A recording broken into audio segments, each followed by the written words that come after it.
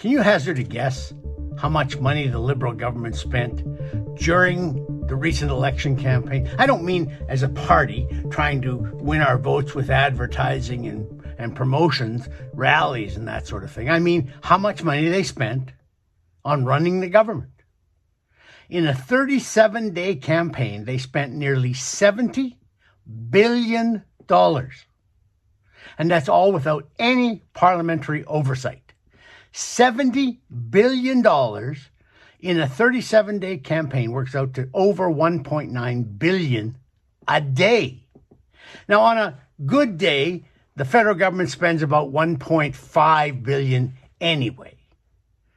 But they were spending $400 million a day in unapproved spending over the entire 37-day campaign.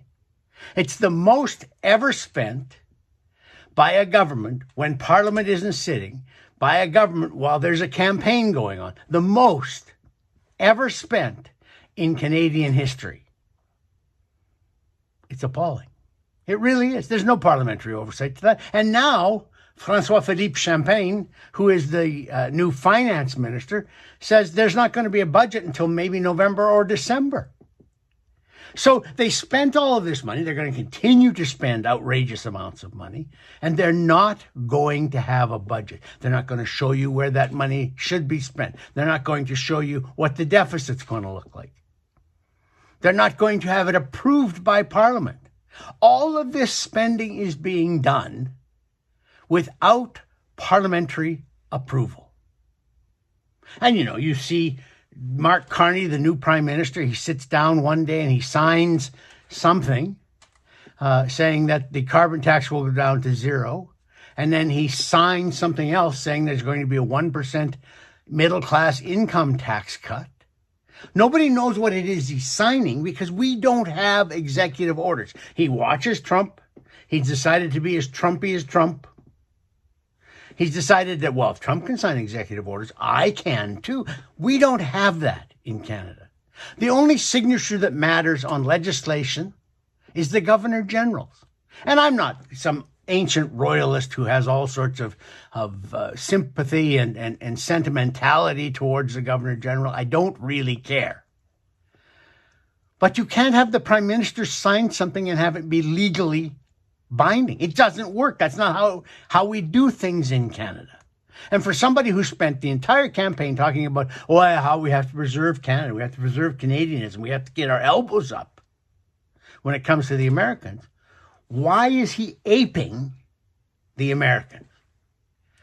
There has been no accountability to speak of on a couple of other occasions too. Well, first of all, we've been 5 months now. Parliament will come back next week. But we've been 5 months without a parliament, closer to 6.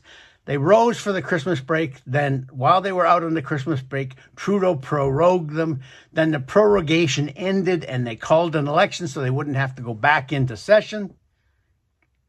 So the Liberals have had nearly 6 months where they've not had to face the opposition. And now they want to have an extra 6 months before they have to bring in a budget.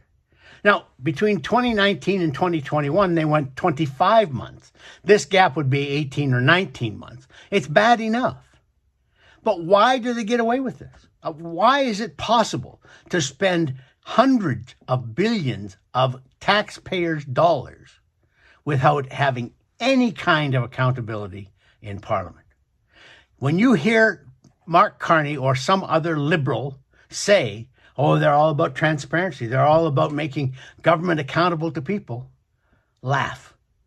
Because it's laughable when they make those promises. They have no interest in democratic transparency, no interest in democratic accountability, and they prove it again and again and again. For Post Media, I'm Lorne Gunter.